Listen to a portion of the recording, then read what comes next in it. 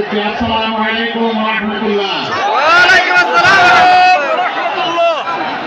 কেমন আছেন আপনারা সবাই? আলহামদুলিল্লাহ।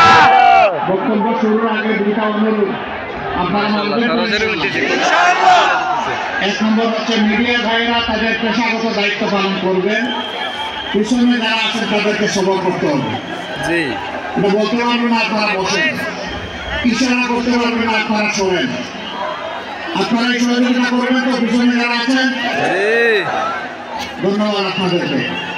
2 নম্বর, আমি দেখতে পাচ্ছি জনসমাজস্থল খানাখানায় ভর্তি হওয়ার পরে অনেকে বিল্ডিং এর ছাদে আছেন, অনেকে ভিতরে আছেন, অনেকে নির্মাণাধীন বিল্ডিং এ আছেন। এই ভাইদের প্রতি আমার অনুরোধ, বক্তব্য শুনলে হৃদয় জুড়ায় যায় ডাইরেক্ট এরকম। যারা গোলাম বিল্ডিং এ আছেন, যেখানে প্যারাপেট নাই, রেলিং নাই, আপনারা আমি দেখতে চাই যে আপনারা বিদ্যুৎ পিছনে এখনই সরে গেছেন। কারণ আমি একজন প্রিয় সাথীকে গতকাল হারিয়েছি, আমি বলতে পারছি না, অসতর্কতার কারণে একটা ঘটনা ঘটেছে। আজকে আপনারা পিছান, আমি দেখতে চাচ্ছি আপনারা পিছাচ্ছেন, পিছান আর পিছান। এই যে রেলিংয়ের বসে আছেন তারা এখান থেকে সরে যান, এরা বসবেন না, সরেন, ভিতরে সরেন। বাস ধরে যারা আছেন তারা পিছনে যান। হঠাৎ করে বাসটা বসে গেলেই কিন্তু গরম পড়ে যাবে। আপনারা ঢুকেন, ভিতরে ঢুকেন। এই যে বসে আছেন আপনারা ভিতরে ঢুকেন, আরো ভিতরে যান, একটু ভিতরে যান, ভিতরে যান আপনারা। না, আপনারা কিন্তু সরেন নাই, আমি যেভাবে আশা করছি এইভাবে সরেন নাই। আর করতে হবে আপনাদেরকে। ওই যে ওই সাইকেল পরে যারা আছেন তারা একটু ভিতরে চাপেন, ওইদিকে চাপেন, এইদিকে যারা আছেন, ওখানে যারা আছেন, সবাই আপনারা চাপেন। আমাদের কাছে জীবনের মূল্য অনেক বেশি, এটা আল্লাহর নিয়ামত, এটাকে হেলায় ফেলায় যেগুলো ভাবে উপস্থাপন করা যাবে না। জি, আলহামদুলিল্লাহ রাব্বিল আলামিন, আসসালাতু ওয়াসসালামু আলা রাসূলিল কারীম ওয়া আলা আলিহি ওয়া সাহবিহি ওয়া আহলি বাইতি আজমাইন। বাংলাদেশ জামাত ইসলামী ঐতিহ্যবাহী লক্ষ্মীপুর জেলা শাখা কর্তৃক আয়োজিত আজকের এই গণজামায়াতের বিশাল গণজামায়াতের সম্মানিত সভাপতি জেলা আমির আশরাফুল আমিন,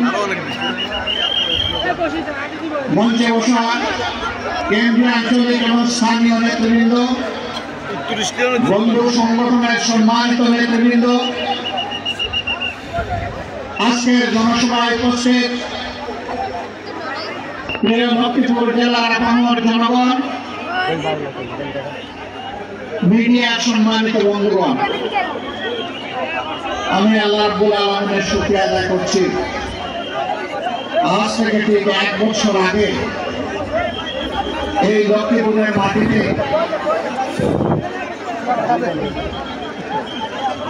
এই আঙ্গিনায় তো দূরের কথা, কোনো 1 ইঞ্চি জায়গার উপর দাঁড়িয়ে এমন একটি কথা বলতে পারবো তা কল্পনাও করি না।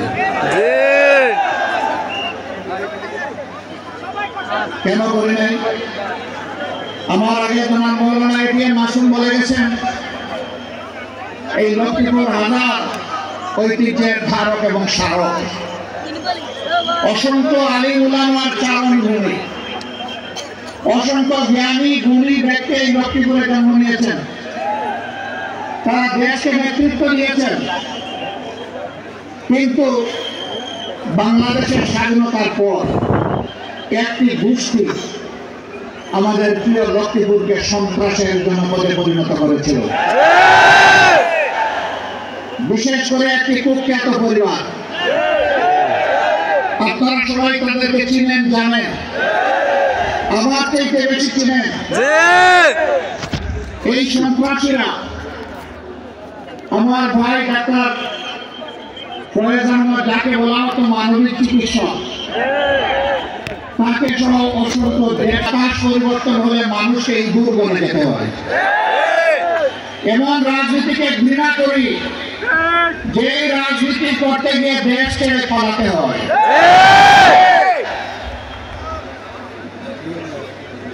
আসুন এমন জীবন গঠন করি যে জীবন সর্বাবস্থায় আমার জন্য সম্মানের হয়, ঝুললেও কেন সম্মানের হয়, ফাঁসির পাতাকরের উপর দাঁড়ালেও যেন সম্মানের আবু সাইদের মতো গ্রুপ পেতে গুলি নিয়ে সেটাও যেন আনন্দের হয়। এমন জীবনে রাজনীতিবিদের জীবন হওয়া উচিত। প্রিয় সম্মানিত ভাইরা, এই 24-এর পট পরিবর্তনে লক্ষ্মীপুর একদিন আগে স্বাধীন হয়েছে। লক্ষ্মীপুরবাসীকে মোবারকবাদ। বাংলাদেশ স্বাধীন হয়েছে 5 আগস্ট অথবা 31শে জুলাই। আপনারা আল্লাহর পক্ষ থেকে স্বাধীনতা পেয়েছেন 4 আগস্ট, কিন্তু বিনামূল্যে নয়, অতি উঁচু মূল্যে। 11টা প্রজাপ্রাণ এই শহরের মাটিতেই ধরে গেল। জালিমদের হাতে এইভাবে যুগে যুগে যারা দুনিয়া থেকে বিদায় নিয়েছেন, আমি তাদেরকে গভীর শ্রদ্ধার সাথে স্মরণ করছি। মহান রবের দরবারে দোয়া করছি, আল্লাহ যেন তাদেরকে শহীদ হিসেবে কবুল করেন। আমিন। আমি শ্রদ্ধার সাথে স্মরণ করছি আমার অভিভাবক, আমার প্রিয় নেতা জনাব মাস্টার শফিকুল্লাহকে। আমি স্মরণ করছি আমার সিনিয়র সহকর্মী জনাব অ্যাডভোকেট আবুল কাশেম। এরকম যারা এই জমিনে তিলে তিলে কষ্ট করে মানুষের কাছে ন্যায় এবং সত্যের দাওয়াত, ইনসাফ কায়েমের আওয়াজ পৌঁছে দিয়েছিলেন, আজকের এই জনসভা তাদের কষ্টের ফসল। আল্লাহ তাআলা তাদের সকলকে ক্ষমা করুন। আমিন। আল্লাহ তাআলা তাদেরকে অত্যন্ত উন্নত মর্যাদা দান করুন। আমিন। তাদের স্বপ্নের বাংলাদেশ গড়ার জন্য আমাদেরকে আল্লাহ শক্তি দান করুন। আমিন। ভাইরা,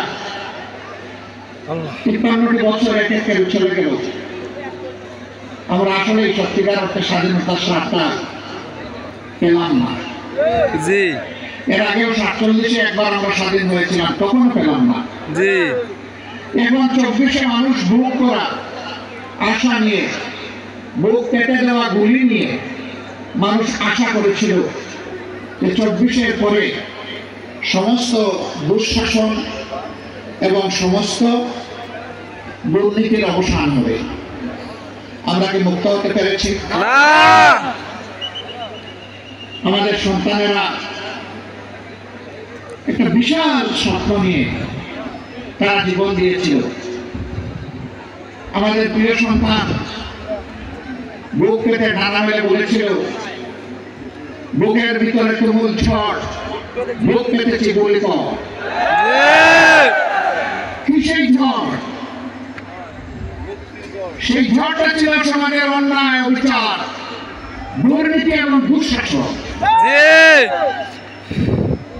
কোন যুগেই যুবকরা কখনো দুর্নীতি এবং দুঃশাসনকে সমর্থন করে না, বরঞ্চ তার বিরুদ্ধে গর্জে উঠে, প্রতিবাদ করে, প্রতিরোধ করে, যুদ্ধ করে বিজয়ী হয়। না হয় গাজী হয়, মাঝখানে আর কিছু থাকে না।